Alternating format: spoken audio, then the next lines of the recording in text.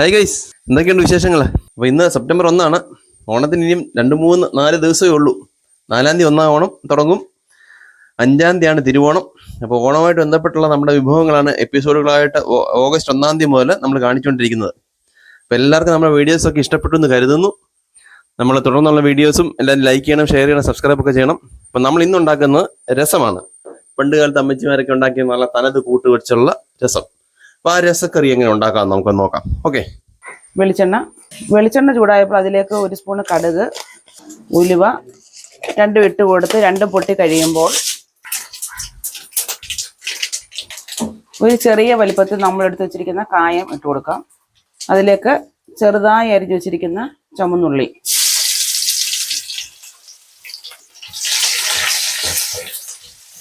ചുമന്നുള്ളി മൂക്കും വരെ ഇളക്കി കൊടുക്കാം.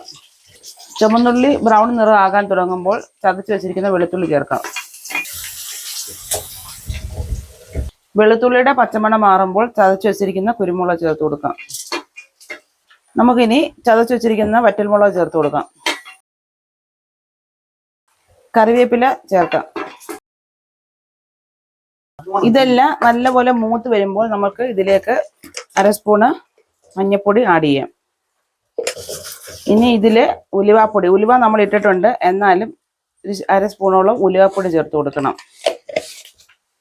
ഉപ്പുപൊടി ഇട്ട് കൊടുക്കുക. ഇനി നമുക്ക് ഇതിലേക്ക് നമ്മൾ അരിഞ്ഞു വെച്ചിരിക്കുന്ന ഒരു തക്കാളിയുടെ ചെറിയ കഷ്ണങ്ങളാക്കി നമ്മൾ അരിഞ്ഞു വെച്ചിട്ടുണ്ട്, അത് ആഡ് ചെയ്യാം.